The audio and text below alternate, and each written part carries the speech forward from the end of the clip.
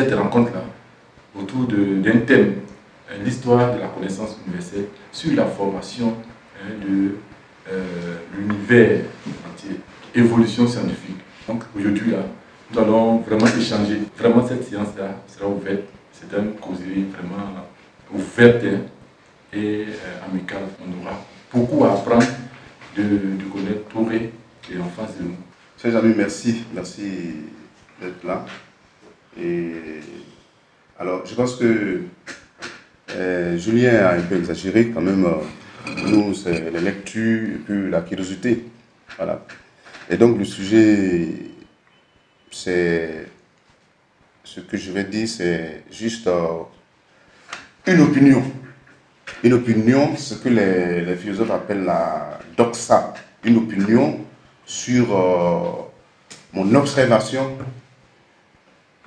du cosmos, de l'univers, et d'où est-ce que l'humanité est partie, où est-ce que nous allons. Donc c'est juste ce que nos très anciens, les grands philosophes appellent la doxa, qui se distingue de l'épistémè. L'épistémè, c'est ce qui est la connaissance irréfutable générale, que tout le monde accepte comme connaissance. Maintenant, la doxa, chez les choses, c'est ce qui est une opinion que vous émettez. Vous comprenez?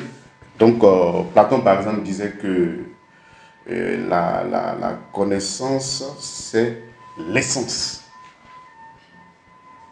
Ce sont les essences. Et que tout ce qui est du monde sensible, ce n'est qu'une opinion qu'on met dessus. Donc, la doxa. Il n'y a que le monde intelligible, tout ce qui est du monde intelligible, qui est la véritable connaissance. Voilà. Donc, c'est cela. Alors, donc, parlons de connaissance, parce que Platon, en soutenant cela pour faire la distinction entre l'épistémè et qui est la vraie connaissance, c'est-à-dire les essences, et maintenant la doxa, qui est justement une opinion qu'on met toujours sur quelque chose qui est du monde sensible. Donc, il a illustré ça par deux choses simples qu'il faut retenir. Il a dit, ici, dans le monde sensible, les choses que nous voyons sont comme des ombres. Et que dans le monde intelligible maintenant, c'est l'objet même qu'on voit. Et donc, si vous avez cette image-là, vous allez faire la distinction entre ce que les anciens disaient. L'ombre, dans le monde sensible, qui est la représentation des objets qu'on voyait ici dans le monde sensible, vous connaissez la création de l'ombre. L'ombre est un falsificateur de la vraie connaissance. Pourquoi? Vous prenez par exemple un cube, qui est l'objet réel. Mais si vous voyez l'ombre du cube, vous allez voir un carré. Vous voyez déjà. Si vous prenez l'ombre du cube, vous voyez un carré. Prenez une pyramide. Si vous voyez l'ombre du pyramide, vous allez voir un triangle. Prenez une circonférence. Si vous voyez l'ombre de la circonférence, vous allez voir un disque. Donc vous voyez que l'ombre falsifie. L'ombre est une représentation falsifiée de l'objet lui-même. Et c'est en cette image qu'il faut retenir de ce que Platon a dit dans la République, en rapportant bien sûr les enseignements de son maître Socrate. Donc c'est une parenthèse, hein, puisque le thème sur lequel nous discutons, nous bavardons, c'est la connaissance. Mais la connaissance suppose quoi? Quand on parle de connaissance, et même de l'histoire de la connaissance, se poser la question de la connaissance, c'est se poser la question de l'univers, du cosmos. Et se poser la question du cosmos, c'est en même temps se poser la question de son origine, donc l'origine de l'univers. Et poser la question de l'origine de l'univers, c'est en même temps se poser la question de nous-mêmes, qu'est-ce que nous faisons là? Qu'est-ce que nous faisons là? Comme sur l'île de Robinson Crusoe, qui s'est retrouvé dans une île perdue, qu'est-ce que nous faisons là? Donc déjà, vous voyez qu'il y a un besoin de connaissance. Et la question que je viens de poser, nos ancêtres, nos grands ancêtres et nos ancêtres se sont posés. En regardant le ciel, en regardant les étoiles, en regardant autour d'eux, en regardant l'étendue des océans, se sont posé la question, mais qu'est-ce que nous faisons là? Et vous savez bien que vous comme moi, si subitement vous vous retrouvez dans une île qui est entourée d'océans, vous êtes seul, et vous voyez les saisons se succéder. Vous avez faim, vous allez manger, vous allez trouver un fruit, mais à un moment donné, vous allez vous poser la question. Et vous allez voir que dans l'année, les saisons, il y a 4 saisons qui se répètent. Vous allez commencer à faire attention. Et puis, vous faites une représentation, ce qu'on appelle une vision, pour essayer d'expliquer. Parce qu'il y a un besoin de connaissance. Dans nos très grands ancêtres, nos anciens, la question que je viens de poser, ils se sont posés cette question. Donc, poser la question de nous-mêmes, qu'est-ce que je fais là? C'est en même temps poser la question de l'origine de l'univers. Et c'est une question essentielle. Donc, besoin de connaissance, une vision, donc une représentation. Et de la représentation qu'on fait maintenant, naît maintenant une éthique. Donc, des valeurs morales qu'on se donne pour pouvoir vivre. Donc, besoin de connaissance, vision, donc une représentation, éthique et puis valeur morale. Donc ça veut dire quelque part, si vous devez retenir que la physique va en même temps que l'éthique. La physique au sens de la représentation du cosmos. Donc sans cela, vous ne pouvez pas bouger de iota. La représentation qu'on appelle une vision, la représentation du cosmos. Maintenant, qu'est-ce que, face à ce besoin de connaissance de nos très grands anciens, quand il dit très grands anciens, écoutez bien, c'est le monde antique. 8 siècles avant Jésus-Christ, nos anciens, bon, certains ont dit 110 000 ans avant que l'homme ne naisse. Vous savez que la Terre même, l'âge de la Terre, c'est 4 milliards 500 millions d'années, l'âge de la Terre. Elle s'est constituée d'abord avec des gaz, les agglomérations du carbone, l'oxygène, comme on appelle les étoiles que vous voyez. Certaines étoiles, quand elles se brisent, qu'on appelle la supernova, les débris là sont constitués dans les gaz pour former la Terre. La Terre s'est formée. La Terre est aujourd'hui âgée de 4 milliards 500 millions d'années, la Terre. Et l'homme n'existe même pas encore. Vous savez que la matière, il a fallu que l'oxygène et l'hydrogène s'agglomèrent finalement pour donner l'eau. Donc vous voyez comment ça s'est passé. Alors que l'univers lui-même, comme le dit, tous les scientifiques le disent, il y a 4 milliards d'années qu'il y a eu le fameux Big Bang. Donc vous voyez l'évolution jusqu'à ce que maintenant la Terre elle-même se forme il y a 4 milliards d'années. Mais au Big Bang, il n'y avait que des gaz. Bon, ça, je fais une parenthèse, puisque c'est on est arrivé là tout à l'heure. C'est une digression que je viens de faire. Alors, nos grands anciens vont essayer de répondre à ce besoin de connaissance. Et c'est là que tu parles. Donc, ils vont commencer par créer des mythes et des mythologies. Mythologie, qui parle de mythologie, passe d'épistémologie, puisque c'est un système de connaissances qu'ils vont créer à partir d'une vision qu'ils vont se faire de l'univers. Vous savez bien, hein, c'est très cohérent. Ils sont autour d'eux, ils voient quelque chose. Un univers immense. Ils lèvent la tête, ils voient des étoiles. Ils regardent l'océan à peur de lui. Ils sont sur la berge. On va commencer à forger en eux quelque chose qu'on appelle une vision. À partir de là, besoin de connaissances. Besoin de connaissances, donc, mythe. Donc, mythologie. Donc, ça veut dire un système de mythes. Mythologie maintenant, épistémologie. Un système de connaissances. Et ce système de connaissances qu'ils vont commencer à élaborer va donner maintenant ce qu'on appelle les mythes.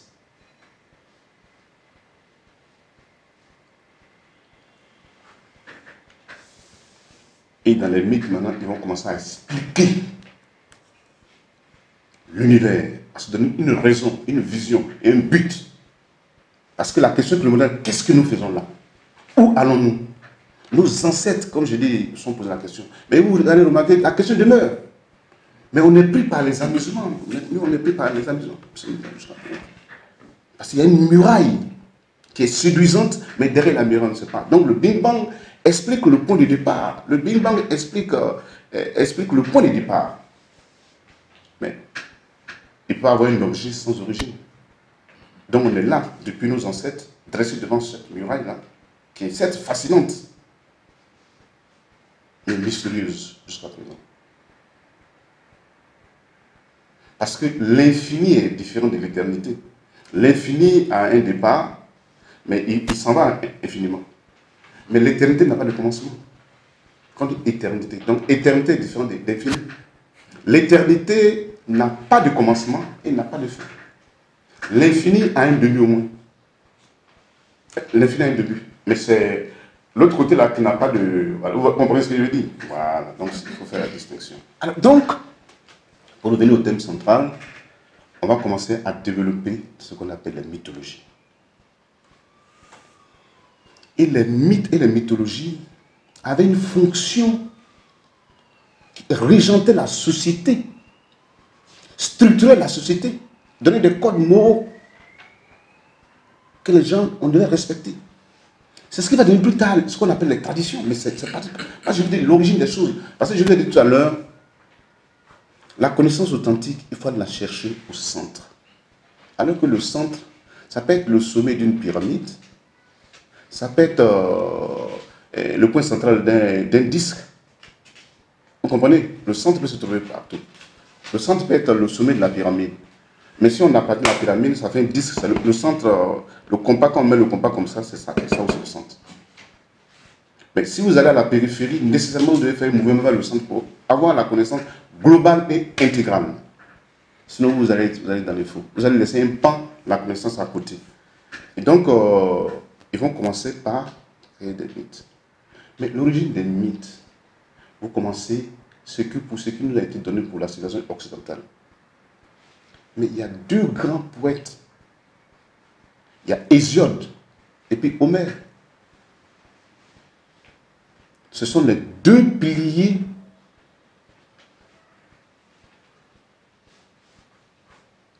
centraux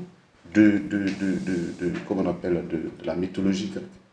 Et c'est de la mythologie qu'est née la philosophie grecque qu'on apprécie tant. Voilà. Donc il y a eu deux grands poètes qu'on appelle Hésiode. Hésiode, lui, a parlé de la formation des dieux. Hésiode. Ce qu'on appelait la théogonie. C'est Hésiode. 8 siècles avant Jésus-Christ. Théogonie. Et puis ensuite, 6 et 7 siècles, il y a eu maintenant Homère. Et que dans l'Odyssée, vous avez entendu de l'Odyssée, ça c'est Homère, donc c'est un grand poète. La légende dit qu'il était même aveugle, mais je crois que c'est une métaphore, c'est pour montrer qu'il avait plutôt les yeux intérieurs. Sinon on dit qu'il c'est un aveugle Homère. Alors, donc voilà le premier pas vers l'explication du cosmos.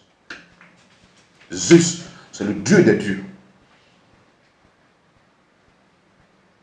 Et maintenant, comme il avait une femme qui s'appelait Métis, Métis en grec, ça veut dire simplement intelligence. Il va la transformer en bout d'œil puis la vanner, bon ça c'est fait bref, mais Zeus était juste, c'était le dieu des dieux. Donc quand on caricature dans Hésiode de Théogonie là, c'est Olympe là. Olympe c'était l'habitat des dieux en Grèce là. C'est-à-dire que Olympe c'est une chaîne de montagnes. Vous savez qu'on a réhérité ça. Nos grands-parents, quand ils ont adoré, c'est les montagnes. Vous avez par exemple, pour vous voulez voir ce que ressemble l'Olympe des Grecs, allez à Mans, vous allez voir la structure de montagne là, c'était ça. Et donc, Hésiode dit qu'à l'époque, les dieux avaient créé des vallées comme les hommes pour pouvoir collaborer avec eux pour faire leurs tâches. Donc c'était nous les humains. Donc comme je l'ai dit, les titans, il y a eu la première génération des dieux. Après, l'union de Uranus, donc le ciel, et Gaïa, la terre.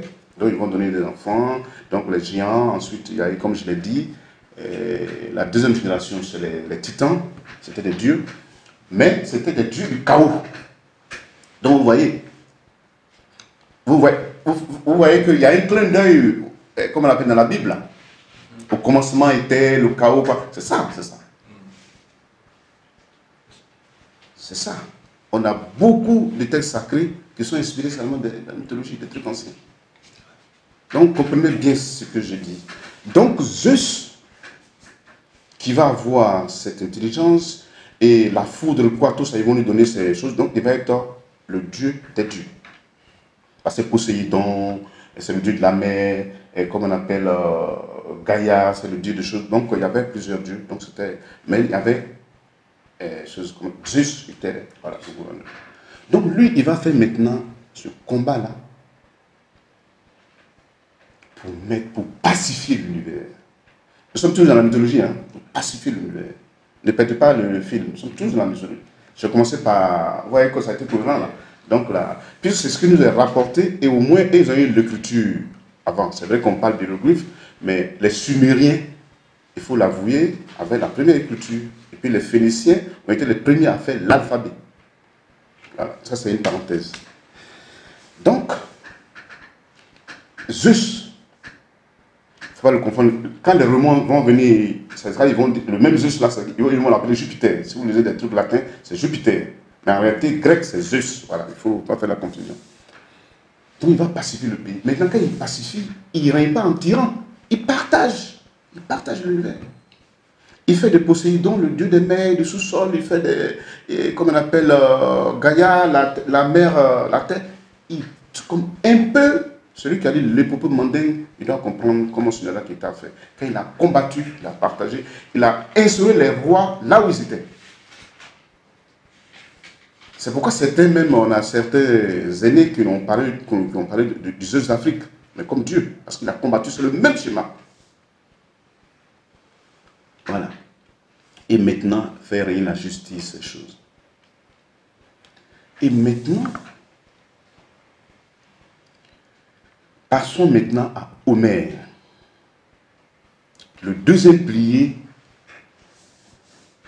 de la connaissance aujourd'hui, la connaissance occidentale. C'est le premier pilier que je viens de te dire. C'est tout ça qui va irriguer la connaissance occidentale de l'Occident. C'est pourquoi je suis allé à l'origine. C'est l'histoire de la connaissance. Moi, je suis allé même à la préhistoire. Parce que c'est l'histoire antique de la connaissance. Donc, je vais de l'Antiquité jusqu'à chose. Voilà. Donc, à travers les mythes, tu ne feras pas ça, on ne fera pas ça, on ne fera pas ça. Et puis maintenant, Homère, lui, maintenant, va montrer, à travers ses écrits, Ithaque, la guerre de Troie, Ithaque, le roi qui vient en guerre, et puis donc, je vais vous parler de ça, parce que c'est très compliqué à lire si vous ne comprenez pas. Donc, c'était un roi grec aussi qui a quitté vraiment son royaume pour aller en guerre, la guerre qu'on appelle la guerre de Troie. Donc, il a vaincu la chose, il devait retourner maintenant pour prendre sa place au sein de la famille. Mais ceci maintenant, donc, Hésiode, qui nous dit l'origine des dieux, il dépeint l'origine des dieux. Maintenant, Homère va nous dire qu'est-ce qu'une vie réussie pour les mortels, pour nous. Qu'est-ce qu'une vie réussie? Lui, il va donner maintenant aussi le complément de comment on doit vivre en harmonie avec le cosmos. Dès l'instant où Zeus a combattu, il a mis l'ordre. Cosmos vient de ordre, harmonie. Et c'est du cosmos qui est venu cosmétique. Cosmétique, parfum cosmétique, on dit produit cosmétique pour rajuster son visage. C'est du cosmos des Grecs que le terme est venu. La racine du cosmétique, c'est ça. L'harmonie. Parce que ton visage est trop, les femmes connaissent ça. Elles font des trucs avec cosmétique pour. C'est là que c'est venu. Donc, Zeus a donné à l'humanité, à la postérité, un monde harmonieux, parfait, juste et égal. C'est ce que vous devez retenir. Mais hiérarchisé. Mais hiérarchisé. Et tout ça, vous devez prendre ça comme une métaphore, mais c'est l'histoire universelle de la connaissance. C'est universel. Donc, Donc, le legs de Zeus, c'est de donner à la postérité un cosmos, voilà. Donc, une univers parfait. Parce qu'avant le combat, ce n'était pas cosmos. C'est après le combat, après avoir vaincu le titan, quoi, tout ça, et partager le monde, chacun à sa place. Moi, j'ai l'esprit d'équité. Donc, j'ai morcelé l'univers, chacun à sa place. Mais il est hiérarchisé. Voilà le legs. Voilà, première quintessence de Hésiode. Résultat, le monde, l'univers est harmonieux, juste, parfait. Maintenant, Homère vient nous dire, lui aussi dans ce poème, que pour réussir sa vie sur Terre, nous en tant que mortels, il faut s'ajuster à cette harmonie que Zeus a créée. S'ajuster, prendre justement sa place. Et lorsqu'on maintenant on prend sa place dans l'ordre cosmique, on vit maintenant son éternité. Puisque le cosmos est éternel et gouverné par Zeus. Il est sous la souveraineté de Zeus. Vous comprenez? Vous voyez la logique des Grecs, des anciens. Et il faut la prendre au sérieux parce que eux, ils sont promenés partout. Ils sont même allés en Égypte, quoi, tout ça. Et puis Albert le Grand avait conquis l'univers, hein, Albert le Grand.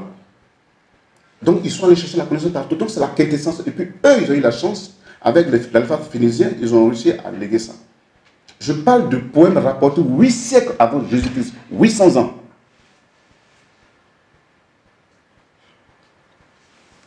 Donc, Homère va compléter ce que Zeus a fait. La théogonie, ils vont compléter ce que Hésiode a fait. Lui, il dit, ce qu'il faut retenir de Homère, lui, il dit,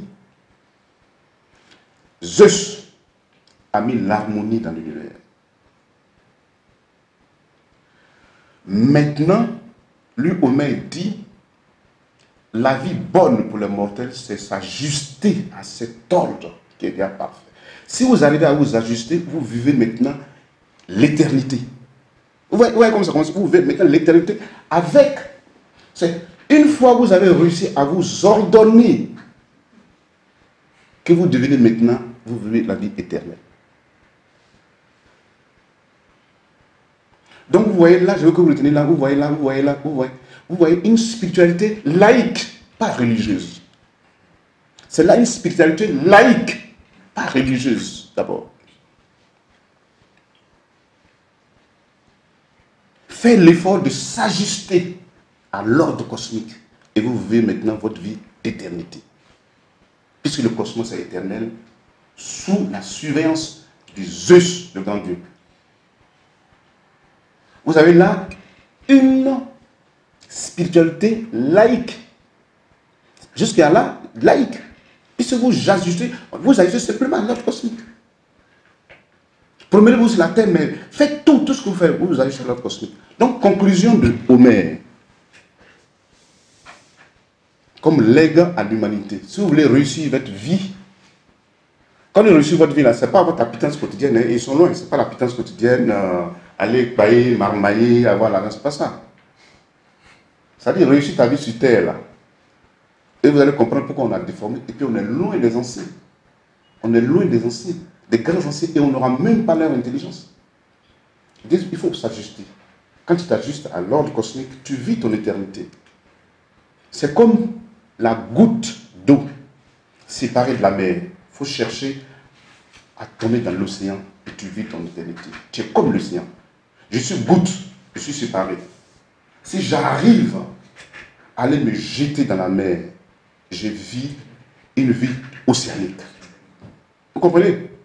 Mais et puis, quel est le mystère où tous les rivières, les étangs, les fleuves, pourquoi ils tous convergent vers la mer? Nous, on doit se poser des questions. Vous avez les sources, d'abord, c'est des montagnes, les sources d'eau. Ils vont construire des rivières. Des rivières vont tomber dans des fleuves. Et les fleuves vont se déverser dans la mer.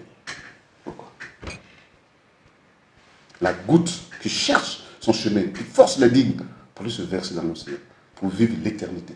Donc les anciens, nos anciens, les grands anciens, c'était des sages. Mais ça s'applique. Comme je dis dans Théogonie, les dieux se sont réunis, ils ont créé des gens pour travailler pour eux. Et à un moment donné, ils ont voulu se comparer aux dieux. C'est pourquoi la légende dit que Zeus, quand ils ont commencé à se comparer aux dieux, parce que vous êtes des mortels, restez dans votre condition, mais ils ont commencé à se... Parce qu'ils côtoyaient les choses, côtoyaient.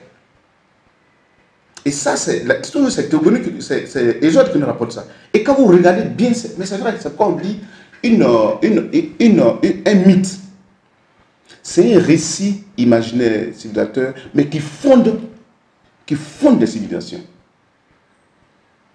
Un mythe, c'est un récit imaginaire, fictif, mais à forte valeur symbolique, mais qui fonde la civilisation. La différence entre le mythe et le mensonge, c'est que le mensonge, de bout en bout, on ne croit pas.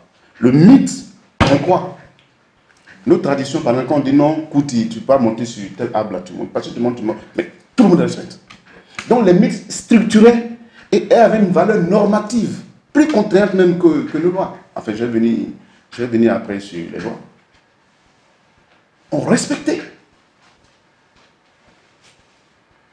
Donc les mythes avaient une fonction normative,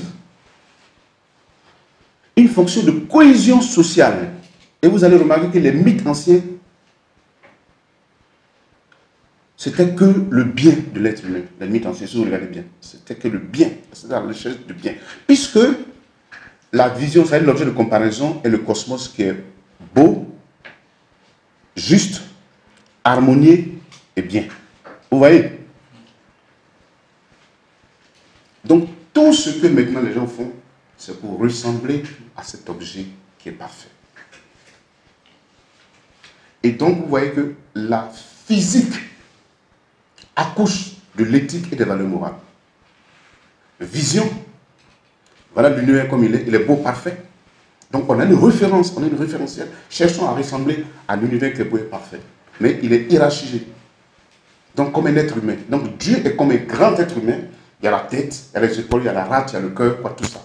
Donc, hiérarchisé. Voilà le legs de l'homme ancien. Donc, un monde parfait, harmonieux. Donc, on a un référentiel, on a une objet de référence où tout simplement, on doit chercher à ressembler. Donc, chercher à ressembler simplement à Dieu. Même si il est vu comme le cosmos, un être, tout simplement. Puisqu'il est parfait. Il est juste, il est harmonieux comme Zeus lui-même l'a fait.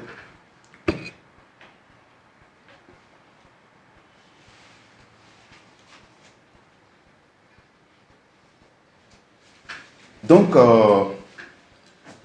là, progressivement, nous allons... Et ce qu'il faut retenir, c'est que déjà, à cette époque, le monde grec, le cosmos grec, c'est que c'est la Terre qui était le centre de l'univers. Donc, on était en plein dans le géocentrisme à cette époque-là. De nos concepts. Donc, là, je parle du monde antique, le géocentrisme. C'est-à-dire qu'on considère que c'est le monde, la Terre était le centre de l'univers. Donc, de cette époque jusqu'à... Et je vais faire une petite digression. Et vous savez, Socrate. Moi, d'abord, comme je vous ai dit, ce que je vous dis, c'est une opinion, une doxa. Mais, vous savez, les éléments sont là. Et l'intelligent, maintenant, choisit sa voie et voit que c'est celle qui est la voie de la vérité. Parce que l'Esprit Saint est en nous. Donc, ce que je fais, c'est de vous exposer les choses. Alors, Socrate, et je le dis aujourd'hui, moi, je considère comme les grands sages de tous les temps. Pour l'instant que je connais, c'est-à-dire là où mes lectures m'ont donné accès. Il doit y en avoir d'autres que j'ignore simplement, hein, par ignorance. Mais ce que je sais, il y a quatre personnages. Il y a Socrate. Et celui qui a bien lu l'histoire de Socrate, il est mort dans les mêmes conditions que Jésus-Christ. Il y a Socrate. Donc 5 siècles avant Jésus-Christ, Socrate.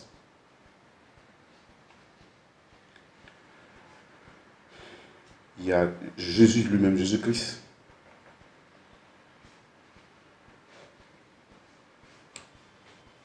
j'ai oublié, mais il y a Bouddha dans l'ordre. Il fallait citer Bouddha avant, après, juste après Socrate, c'était Bouddha. Bon, Bouddha. Et le quatrième, c'est le prophète Mohammed, paix et salut sur son âme. Voilà les quatre personnalités que je considère comme sages qui ont traversé l'univers.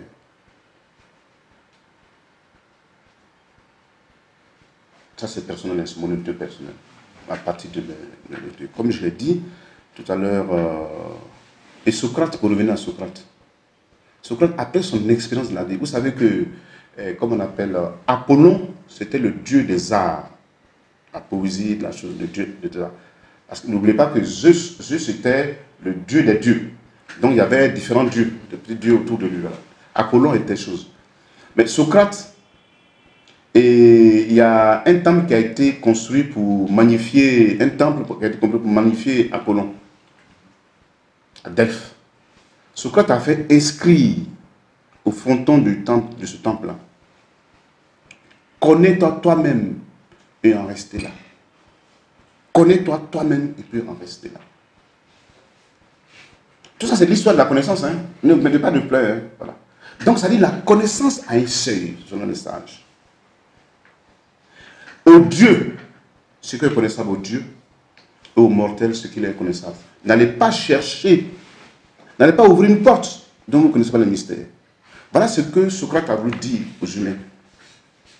Au Dieu, ce qui est au Dieu, et au mortel, ce qui est au mortel. N'ouvrez pas la porte des mystères, si vous n'avez pas droit. Vous allez avoir la colère des dieux. Voilà réellement ce que ça veut dire. Les gens le disent aujourd'hui, mais ils ne savent pas. Et celui qui le faisait commettait un crime qu'on appelait à l'époque l'hubris. Hubris, c'est la démesure. H-U-B-R-I-S. Ça s'écrit aussi H-Y-B-R-I-S. Le crime d'hubris, c'est le crime de la démesure. En toute chose, il faut être juste, il faut rester dans la mesure. Et l'hubrisme, vous déclenchez carrément la colère de Dieu. Les philosophes d'aujourd'hui, on a dit que non, c'est la contre-connaissance, parce que la connaissance, il faut la chercher. Mais les sages d'avant disaient non, la connaissance, il y a un seuil. Parce que si vous ouvrez une porte, vous ne savez pas où ça va vous conduire. Tant que vous n'êtes pas capable de le voir dans le moyen terme et dans le long terme, c'est le message en fait en réalité. Parce qu'il y a des domaines qui sont des domaines carrément de Dieu.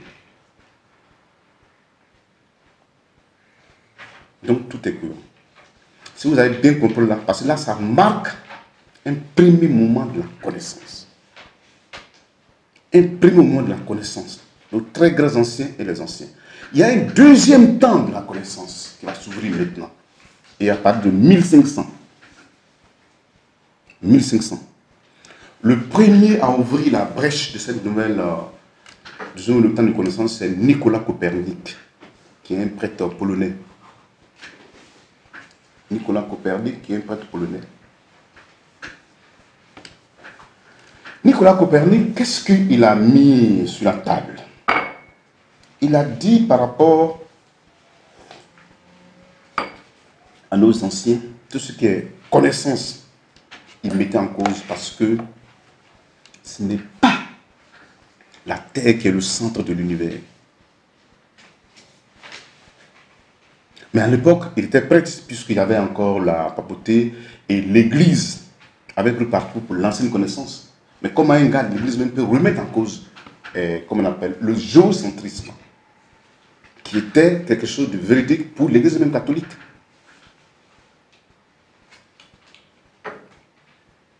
Donc, la nouvelle hypothèse qu'il va mettre dans le jardin, il va mettre, c'est de dire que ce que vous avez dit, l'Église, c'est faux. C'est plutôt le soleil qui tourne. Et c'est plutôt la terre qui tourne autour du soleil et non l'inverse. Vous comprenez? Le premier temps, c'était le géocentrisme, c'est la terre qui est le centre du monde, c'est la terre. C'est-à-dire que tout le monde tourne autour de la terre. Même le soleil tourne autour de la terre. Tant qu'il y a le noyau. En 1500, donc au 16e siècle, 1500, Nicolas Copernic met en cause ça. Mais il le faisait de façon cachée, parce que là, à l'époque, là c'était, on allait te tuer. Et lui, il n'a pas pu le dévoiler puisqu'il avait peur, c'est dans l'église. C'est, comme on appelle, en 1616, donc au 17e siècle, Galilée, qui va systématiser ça, avec des télescopes qui va voir clairement. C'est pourquoi Galilée est vu comme le père de la science moderne. Le père de la science moderne, Galilée.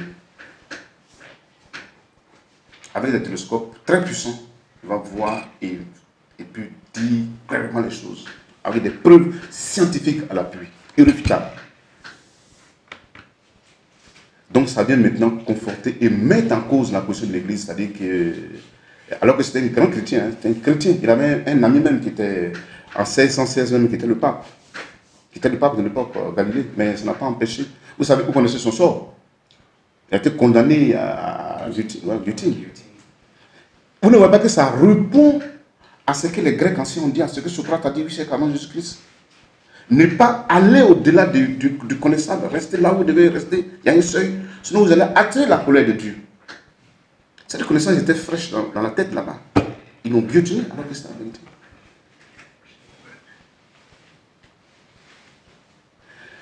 Maintenant, Galilée allait très loin. Donc, deuxième chose, Galilée va dire que les lois, la géométrie sont partout les mêmes dans l'univers.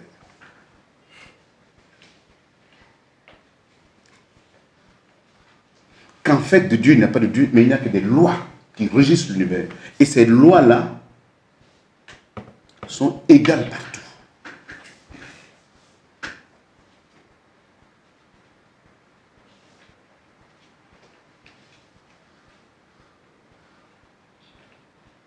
À partir de ce moment-là, ce qu'on appelle la révolution scientifique, il va tout bébé. Vous voyez que l'ordre ancien est remis totalement en cause. Les très grands anciens disaient que c'était la Terre qui était le centre de l'univers. Donc le soleil et les autres savent tourner autour. Deuxième étape de connaissance, on dit non, c'est faux, on ne remet pas en cause. On dit non, c'est pas vrai. Et puis, plus loin, on dit les lois de la géométrie, les lois de la nature sont les mêmes partout. Galilée l'a dit. C'est là que va naître ce qu'on appelle l'humanisme des Lumières. La science des Lumières, l'humanisme des Lumières. C'est ça. C'est ça, c'est qu'on va naître, on dit, c'est des Lumières, quoi, de lumière. C'est là. Vous voyez qu'on prend le contre-pied de ce que les anciens, les sages, les anciens ont dit. Donc, à partir de là, les conséquences, est-ce que vous pouvez imaginer les conséquences du fait que les lois de la géométrie sont partout les mêmes dans le monde? Remise en cause la hiérarchie que Zeus et les Socrates ont définie entre les hommes. Voilà où va naître le fait que tous les hommes sont égaux en droit. La proclamation d'indépendance des États-Unis de 1676. Si les lois de la géométrie sont partout les mêmes, donc en réalité les hommes sont égaux. Donc la révolution française de 1789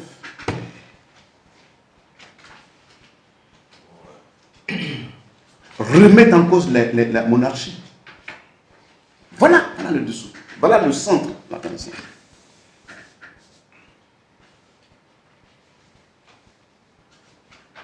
Tout est parti de là, de la révolution scientifique du XVIIe siècle de Galilée. Deuxième conséquence, on s'émancipe maintenant des dieux. Ça dit que ce n'est pas des dieux, c'est des lois, la loi naturelle géométrique complète. Donc, l'émancipation de l'homme des dieux. En termes trivial, c'est comme aujourd'hui on dira que les dieux, on n'a rien à foutre avec eux. C'est ce que la science nous dit comme chose.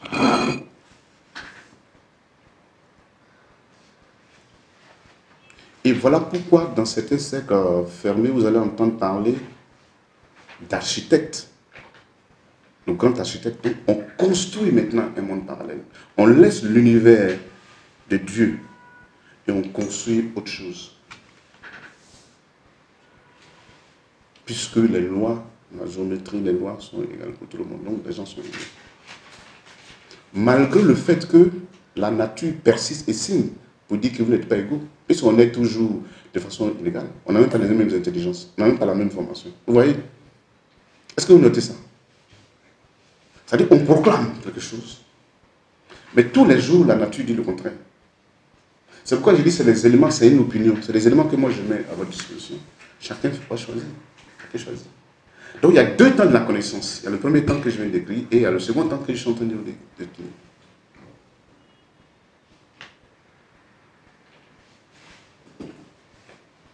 Donc le deuxième temps de la connaissance, c'est une remise en cause totale. On renverse le couvert. Alors que de l'autre côté, on dit que les hommes sont hiérarchisés, mais chacun doit rester simplement à sa place et puis jouer son rôle. C'est tout. S'ajuster à l'ordre cosmique et puis avoir son brin d'éternité. L'autre côté, à partir de 1500, on dit non. Les hommes sont tous égaux. Et que maintenant, le cosmos n'est plus un objet de référence, puisqu'il faut reconstruire notre univers. Donc, il n'y a plus de vision.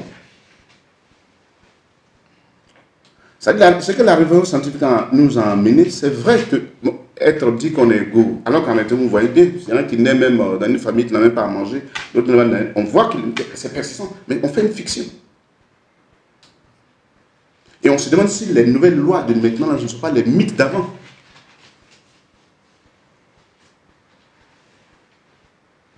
Vous comprenez? À partir de là, maintenant, il va y avoir un déchaînement de choses. Donc, voilà la naissance de la démocratie. Remise en cause des monarchies. Les hommes sont égaux, les hommes, donc démocratie. Remise en cause des monarchies, droits de l'homme. Et je vous dis une chose même en passant. Vous savez que le code d'Hammurabi, le plus vieux code, 1776 avant Jésus-Christ, à peu près 2000 avant Jésus-Christ, le code d'Hammurabi disait clairement que les hommes ne sont pas égaux. Chacun doit simplement prendre sa place et puis jouer son rôle. Il y a les nobles, il y a comment on appelle, les guerriers qui doivent faire tourner la machine, et puis en bas, il y a les esclaves. Les artisans, hautes, en bas. Vous comprenez? Et si vous voyez bien le code d'Hammurabi, aujourd'hui ce sont les débris même de la charia. Ça vient de là, le code d'Hammurabi. Donc, 2001 ou bien 1776 avant Jésus-Christ, donc moins. Maintenant, vous voyez que la déclaration des États-Unis prend le contre-pied. Et puis en 1776, qui dit il est évident que les hommes sont égaux. Vous ne voyez pas? Vous ne voyez pas?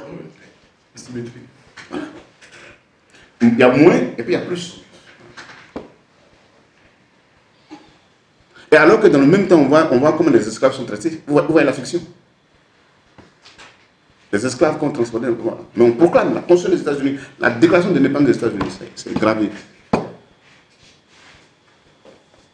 Et donc, ça va naître les révolutions, on va faire tomber les monarchies, voilà. À partir de cette révolution scientifique, tout va maintenant changer. Et je ne vous dis pas, cette révolution des mœurs, vous voyez comment ça y est. Ça veut dire qu'après 2000, ça a tout impacté. Les hommes peuvent se marier entre eux, et l'État est impliqué dedans. Au Parlement, on vote des lois. Même. Parce qu'on s'est émancipé des dieux.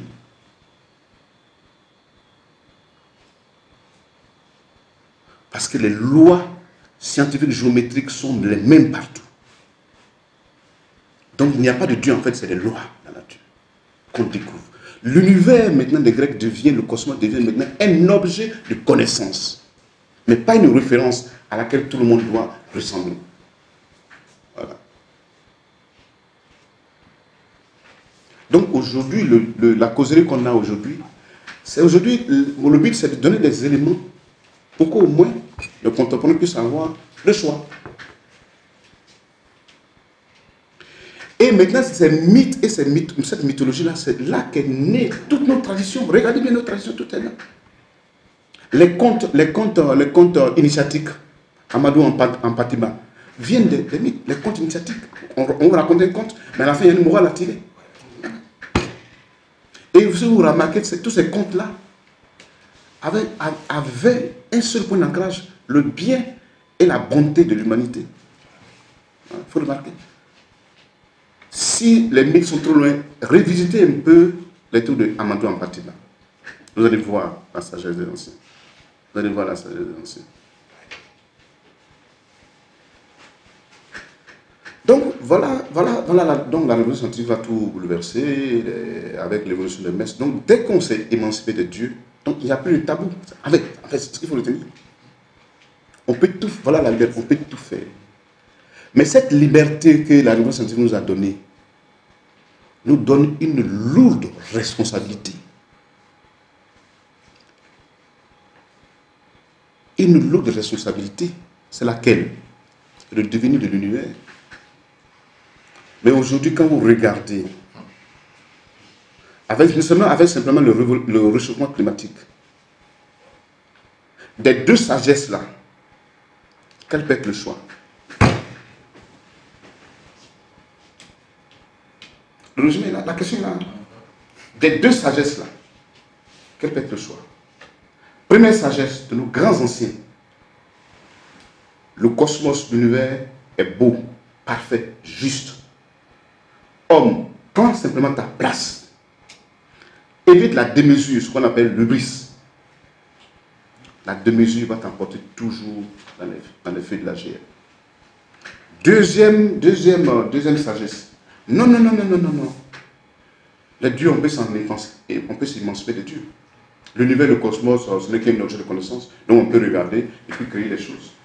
On peut regarder et puis créer nous-mêmes notre univers. On regarde le cosmos, ce que Dieu a fait est devenu simplement un objet de connaissance. On regarde et puis on fabrique pour nous. Et donc la fabrique de pour nous, les hommes peuvent coucher avec les hommes, les femmes peuvent coucher avec les femmes.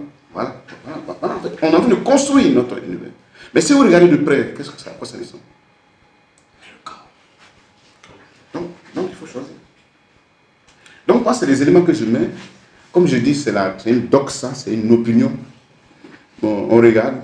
Et je pense que l'effort à faire ici, c'est de mettre des éléments pertinents à la disposition des gens pour qu'ils fassent leur choix, leur conduite. Comme je l'ai dit,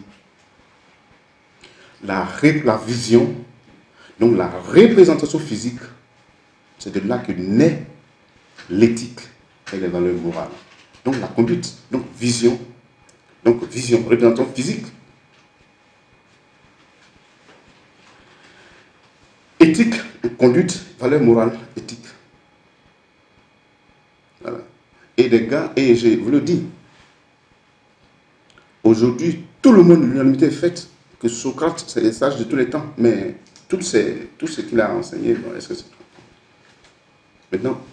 maintenant, comme j'ai dit, si les dieux, au sens de la compréhension de Zeus et de la mythologie grecque, ne sont plus la référence pour nous, mais où allons-nous si nous n'avons pas de vision? Si on n'a pas d'idéal, où allons-nous? Nos très anciens avaient un idéal, c'est que Dieu est parfait, ce qu'il a créé est parfait. Il faut simplement s'ajuster à l'ordre cosmique. Nous, on s'est émancipé de Dieu. Mais où allons-nous? Est-ce que l'humanité de jour, on n'est pas contre le mythe de Sisyphe, où nous sommes en train de tourner en rond sans vision? La crainte, c'est ça.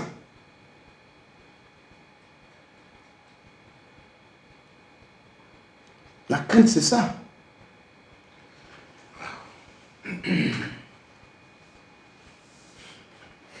Où va l'humanité avec l'intelligence artificielle aujourd'hui? En 2050, on aura les premiers amortels, d'après Google. Les premiers amortels, c'est-à-dire tu peux vivre au moins 500 ans. Tu peux vivre tant qu'on ne te tue pas. C'est ce que ça veut dire, amortel. Tu peux vivre sans qu'on ne te tue pas.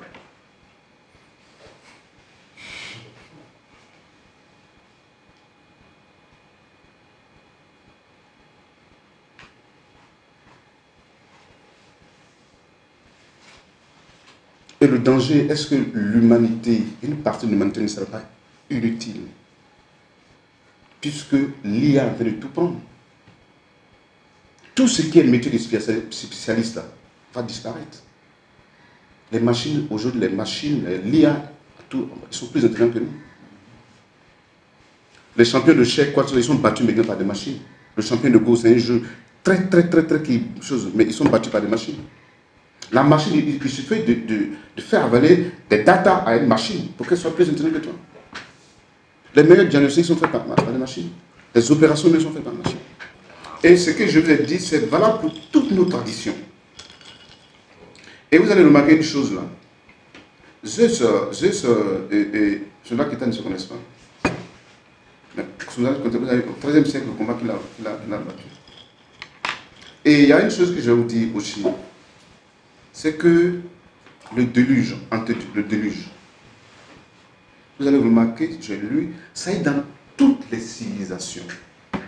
Ce qui est rapporté dans la Bible, mais ça est dans même hindou, aztèque, les mayas, des choses à ça.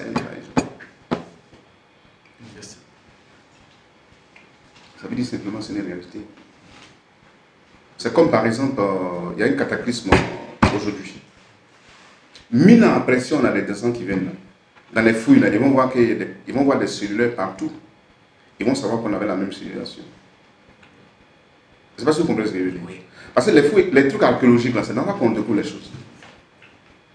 Et donc la légende nous dit que la civilisation de l'Atlantide, c'est-à-dire que,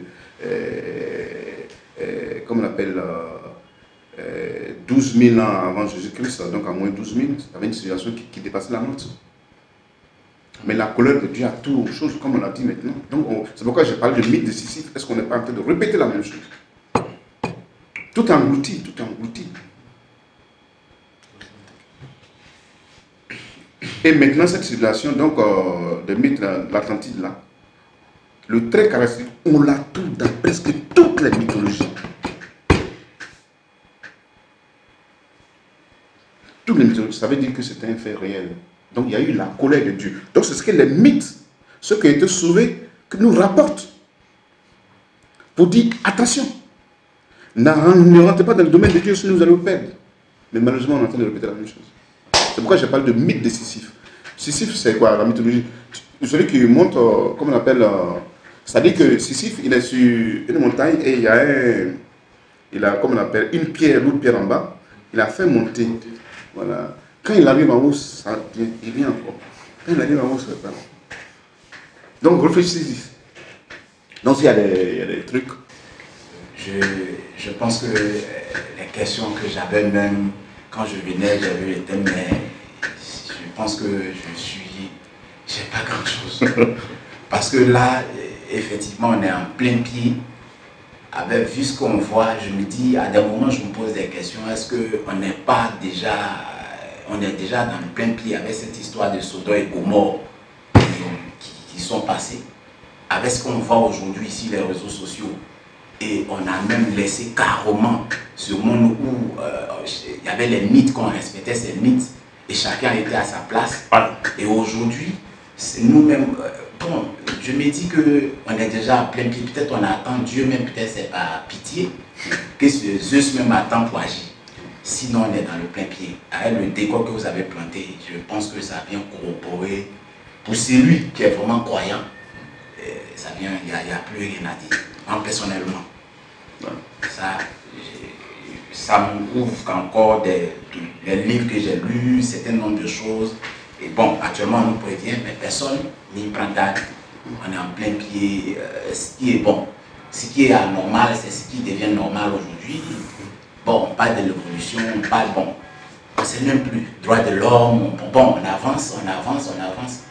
Aujourd'hui, ce qui nous apporte peut-être la civilisation, peut-être depuis l'Europe, d'après eux, en griffe, cette civilisation aujourd'hui, on se rend compte que c'est eux encore qui disent hommes et hommes peuvent aller ensemble, femmes et femmes peuvent aller ensemble. Je me demande des deux qui a apporté la civilisation humaine à qui et qui. Si celui qui vient dire bon, fais ça, et après il dit non, ne fais pas ça. Pourtant, autant jadis, nos parents, ils ne faisaient pas ça. Bon, vraiment la société, je ne sais pas d'où on s'en va. Et je me dis qu'on est déjà en plein pied. Il attend seulement peut-être une seconde pour anéantir ce monde. Sinon, on est déjà en plein pied dans ce que vous venez de dire. Les 2 temps de la connaissance. Maintenant, ces 2 temps ont des conséquences, des répercussions. La révolution scientifique nous a apporté ce qu'on appelle l'émancipation des dieux. C'est-à-dire qu'on s'émancipe des dieux. On n'a rien à foutre avec eux, pour parler trivialement. Donc, on a la liberté dès l'instant où Galilée et son équipe et la bande de philosophes des Lumières et de l'humanisme sont venus. Donc, complètement, ça s'est répercuté. Dès l'instant où les lois, la géométrie sont les mêmes partout en temps de l'univers, la conséquence immédiate que les gens, les exégètes ont tirée, c'est que les hommes sont égaux. Alors qu'avant, on disait que c'est comme des éléments d'un puzzle. Des morceaux, c'est que les anciens nous enseignent. Il faut nous mettre ensemble pour être parfaits. Donc tu cherches maintenant à prendre ta place dans le visage du puzzle qu'est le cosmos. Tout simplement. C'est ce que ne cherche pas à faire plus. Dès l'instant où tu t'ajustes, tu as l'éternité. Et ils viennent et disent non. En fait, de Dieu, mais ce n'est que des lois. Il suffit d'étudier les lois de la nature. Et en étudiant, on voit que c'est partout. Le mouvement rectiligne uniforme est comme rien. Ça, c'est Galilée qui l'a dit. C'est pourquoi, justement, pendant que la Terre tourne autour d'un à 100 000 km/h et refait une rotation de 1719 km/h, c'est 2 mois simultanés. Nous, on a l'impression qu'on est immobilisé. Mais ça vient de la loi de Galilée qui vient de dire là. Le mouvement rectiligne uniforme, ou le mouvement qui est uniforme, c'est comme rien. C'est comme si tu ne bougeais pas. C'est un exemple pour illustrer ce que Galilée a découvert. Au fur et à mesure que les gens vérifient, on voit que c'était vrai. Donc quand en même temps on dit que la monarchie, tout ça là, ne vaut rien et que les hommes sont égaux, ça crée des bouleversements inimaginables. Décapiter des rois. La révolution des éducations, mais c'est venu de là.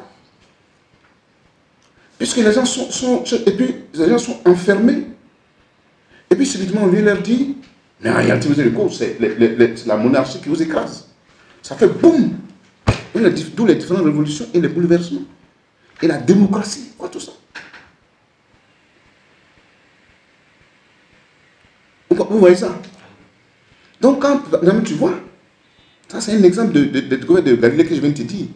Il est le père, c'est lui qui a découvert que lorsqu'un mouvement est uniforme, c'est comme si tu étais immobilisé. C'est pourquoi dans un avion, tu peux marcher. Mais ça vient de Galilée. Et ça, c'est une seule loi parmi plein d'autres qu'il a découvert. Ça, c'est du génie. Il allait ouvrir une porte des dieux. Mais vous voyez comme il est mort, en fait, pour ne pas être superstitieux.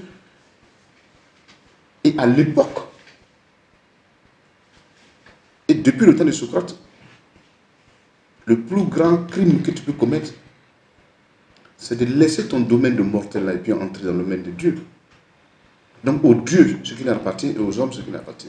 Et justement, dans toute la mythologie, les hommes étaient tellement brouillons, la mythologie dit que Zeus a tranché l'être humain en 2. Et il a dit à ses notables, comme ça, chacun va chercher sa moitié. Et ils vont nous laisser un peu en paix. C'est de là qu'est venue la notion d'âme sœur. Je cherche mon âme sœur. Ça vient de Zeus. Parce qu'on était trop brouillons. Puisqu'à un moment donné, il est familier avec nous. Et ils nous ont fabriqués pour qu'on les aide dans certaines tâches. Et puis après, on voulait se prendre comme des dieux. Ah non, vous ne devez pas vous prendre comme des dieux. Restez dans votre domaine. Voilà la mythologie. Voilà où tout est parti. C'est une grande sagesse. Et ça ne vient pas du néant. Quand on va scruter l'Atlantide, la posture antédiluvienne.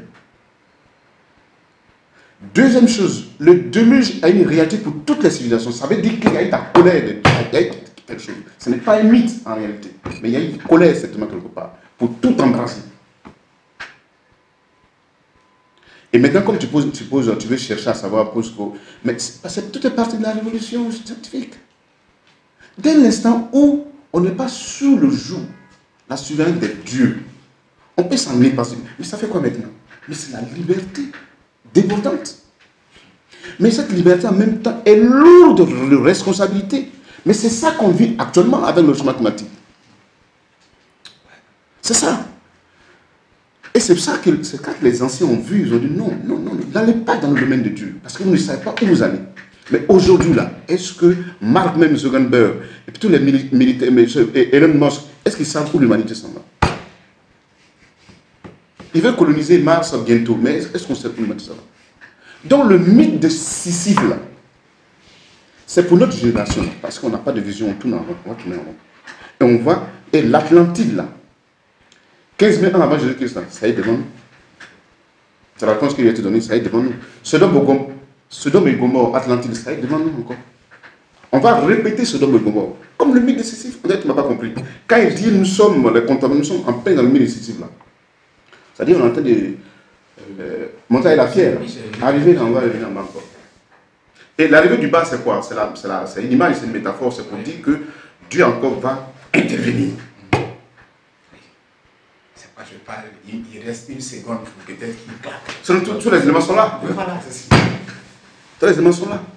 Et c'est ce que justement, c'est cette vision de la mythologie grecque et autres là, que ces gens ont raconté dans l'Apocalypse. Il n'y a rien de nouveau sur la terre.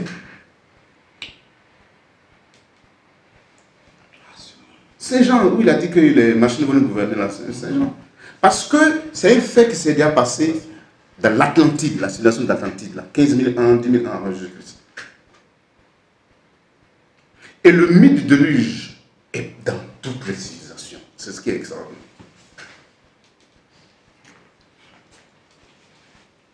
Donc la colère de Dieu pour nous balayer. Et c'est ce que les gens continuent de nous dire encore. Attention, attention. Et même si on dit que l'univers est un objet connaissable, mais ce n'est pas un objet comme les autres. Puisqu'un objet a une origine. Quand même, on doit quand même se dire que mais si on considère l'univers comme un objet de connaissance, c'est-à-dire qu'on va regarder et puis on crée notre univers, mais posons-nous la question, mais c'est un objet pas comme les autres quand même, puisque on ne connaît pas son début. On doit avoir peur. Et puis rester dans la sagesse de nos anciens. Parce que dès l'instant où tous les exégètes des scientifiques, on s'arrête simplement au Big Bang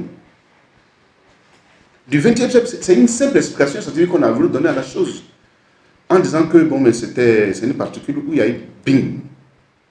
Et ce Bing-là a créé maintenant le temps. A créé d'abord, comme on appelle ce qu'on appelle, c'est un gaz. Donc matière et antimatière se sont agglomérés pour créer ce qu'on appelle l'énergie.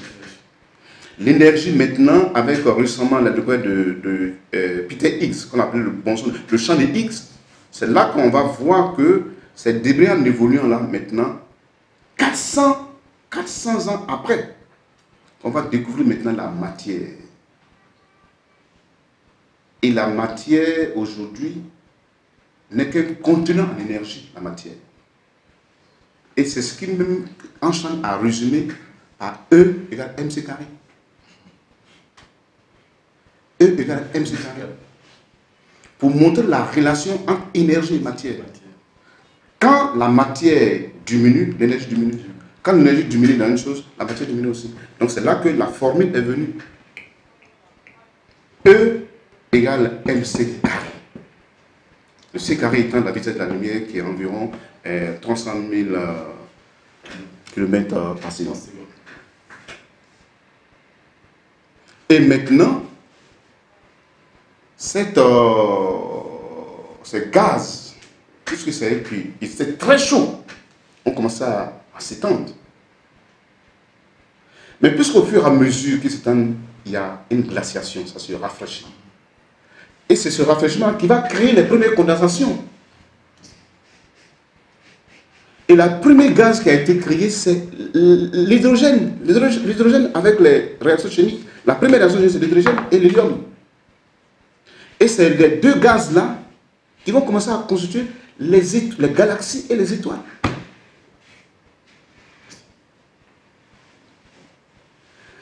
L'éclat qu'on voit au niveau des étoiles, ce n'est rien d'autre qu'une réaction chimique entre la transmutation de l'hydrogène en hélium. Et c'est cette réaction chimique-là qui fait un pouf qu'on voit l'éclat, qui est l'éclat de la lumière. Donc avec cette couche de vapeur qui tendait partout, au fur et à mesure qu'il se refroidissait, se condensait. Donc ça va commencer à former les galaxies. Les galaxies des étoiles. Et les étoiles maintenant, qui ont un certain nombre de vies, lorsque leur hydrogène finit, vont exploser, ce qu'on appelle la supernova. Les astronomes, c'est ce qu'ils disent, les cosmologues, supernova. Quand une étoile a... N'oubliez pas que l'univers, ce Big Bang, ça fait 4 milliards d'années. Donc les étoiles maintenant, les premières étoiles qui sont venues à leur fin, qui s'éclataient, ce qu'on appelle les supernova, c'est les débris progressivement, qui ont créé d'abord le carbone. Quand il éclate, comme il y a du carbone, c'est carbonisé là. Donc, premier gaz, hydrogène, transmutation, hélium. Hélium fait briller l'étoile. Après, l'étoile arrive parce que son réservoir d'hydrogène est fini, il éclate. Les débris vont commencer à se construire, ce qui va former la Terre. Et la Terre est vieille de 4 milliards, 5 millions d'années. Donc l'eau au moins, même si on sait que l'eau au moins a été fabriquée avant que l'homme ne naisse, puisqu'on est sorti de là, avec des débris qui sont venus et puis on est sorti sous la berge. Au moins ça on le sait. On est sorti de l'eau. C'est la même eau là qui fait le liquide amniotique dans le ventre de la maman.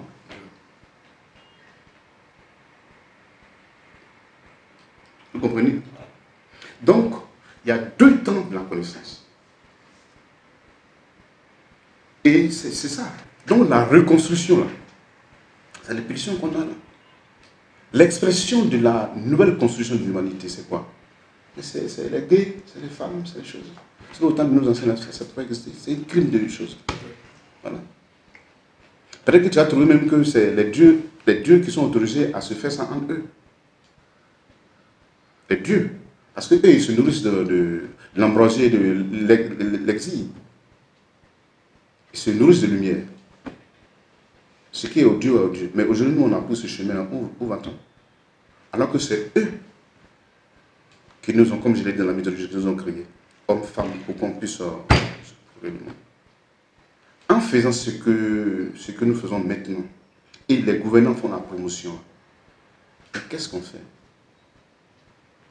On contrôle les dieux. C'est une injure en leur fait. Et la moindre des choses, la colère. Ça va de soi. Je vous ai dit, les objets de différence, c'est Hésiode. Hésiode, lui, c'est la création des yeux et de l'univers. Qui parle de création des hommes, c'est l'univers. Donc au départ, au commencement, c'était que seulement. Après, maintenant, il y a eu le besoin vraiment de créer les hommes. Ils ont commencé à trop brûler, on a voulu les supprimer même tout ça. C'est ce qui a créé de faire même chose, on a voulu tous nous raser. Et c'est là que, comme on appelle, les mythologies disent maintenant, le Dieu qui était chargé des hommes a soufflé à un des sages. Dans la Bible, on parle de Noé, mais dans la civilisation sumérienne, on parle de Enkidu.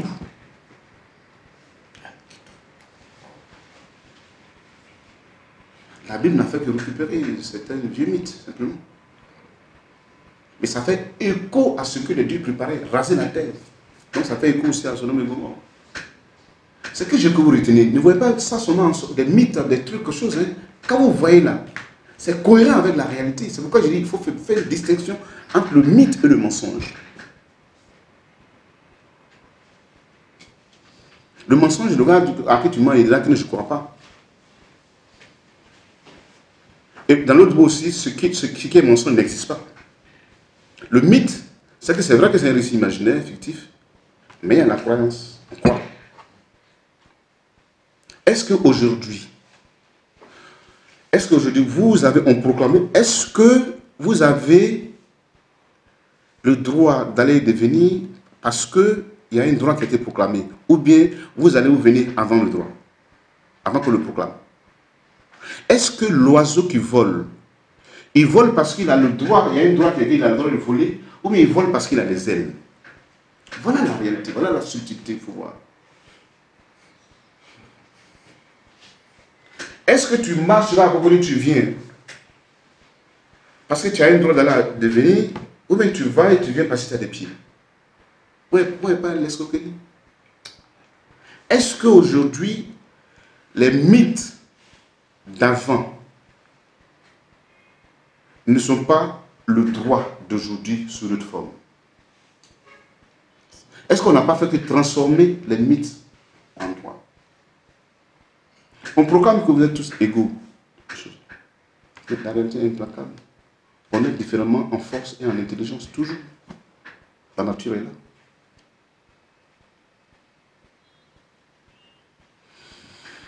Voilà. Donc, c'est des objets de réflexion pour vous dire que...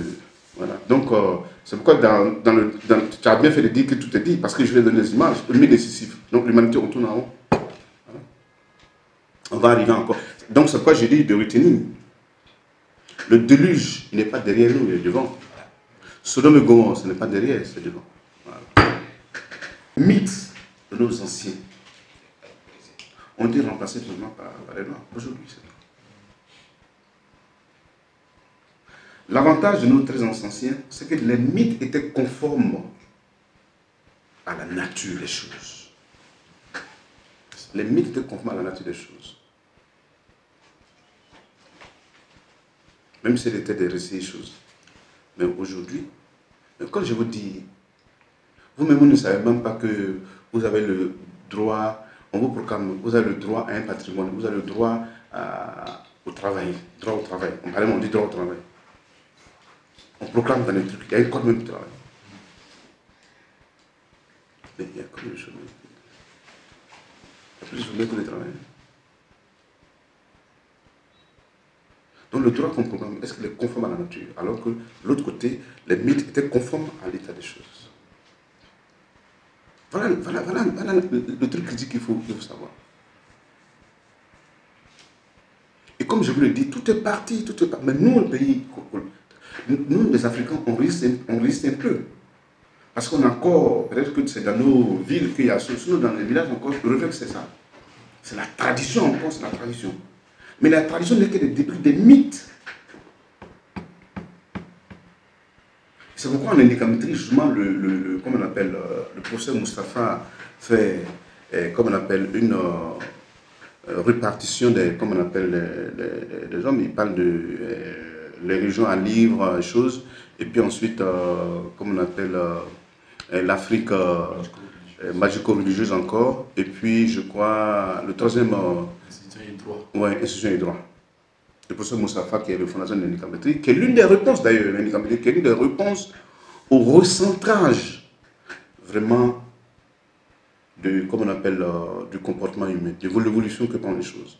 L'indicamétrie, c'est une réponse, pas tant d'autres, pour recentrer, pour que l'humanité se recentre sur elle-même. Oui, parce que le professeur Moustapha, fondamentalement, qu'est-ce qu'il enseigne? Il enseigne que la réalité de l'être, aujourd'hui. Je ne dis pas la matérialité, hein, il faut faire la différence. Réalité n'est pas matérialité. Tu peux ne pas voir quelque chose, pourtant c'est réel. Vous savez, la réalité de l'entité complète, c'est l'esprit, l'âme et le corps. Mais il dit maintenant, pour parvenir justement à un projet ou bien à élaborer quelque chose d'authentique, il faut interroger forcément ces trois instances-là avant de mettre ton projet en exécution. Ces trois instances, c'est quoi? C'est ce qu'on appelle seulement le court terme, le moyen terme et le long terme. Mais nous, le professeur Moustapha, il n'a que spiritualisé ça, il a rendu ça scientifique. Aujourd'hui, je parle de manque de vision. Le monde qu'on veut construire, dans le court terme, moyen terme et long terme, quel est l'avenir de ce monde? On ne le sait pas. Puisqu'il y a même un manque de vision. Voilà. Nous sommes en plein dans le mythe décisif. Voilà. Qu'elle touche le maximum de jeunes, et même les religieux, hein, pourquoi pas? Parce que nous sommes tous concernés. Nous avons cette lourde responsabilité-là de recadrer les choses, faire en sorte que l'univers ne soit pas trop bouleversé, traumatisé. Voilà ce que je peux dire. surtout les élèves, les étudiants, les chercheurs, les enseignants, parce que les enseignants impactent beaucoup la société.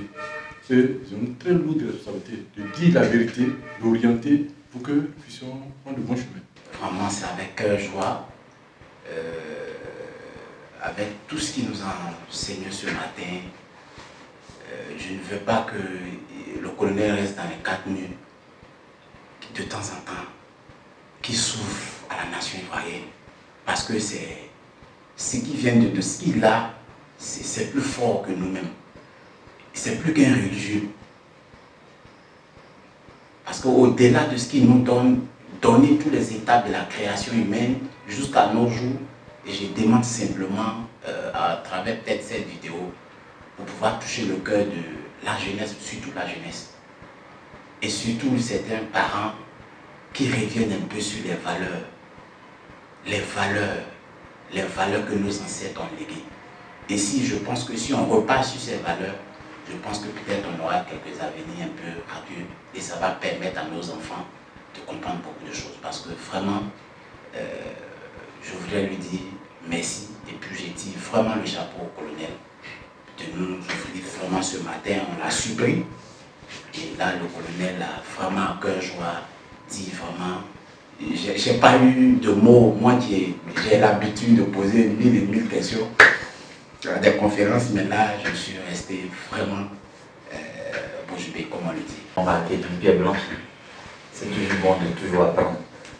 Et au regard de ce qui est dit, c'est que nous sommes en mission. Et nous sommes en mission d'abord pour notre pays. C'est vrai, derrière toutes les informations qui ont été données, c'est pour impacter le monde.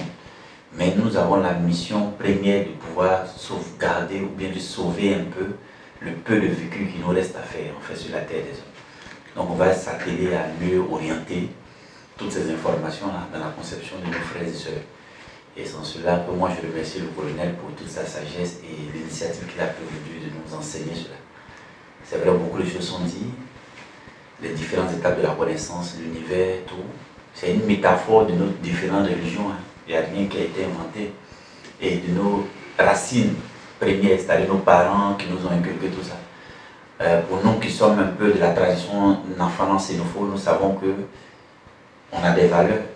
Et si on essaie de les plagier simplement, je ne dis même pas de les copier, mais on aura des résultats extraordinaires. Donc c'est dire que je suis content et vraiment très enthousiasmé et que Dieu nous aide et que les différents mythes évoqués là puissent revenir, nous encenser pour qu'on puisse laisser quelque chose de décent à notre génération future.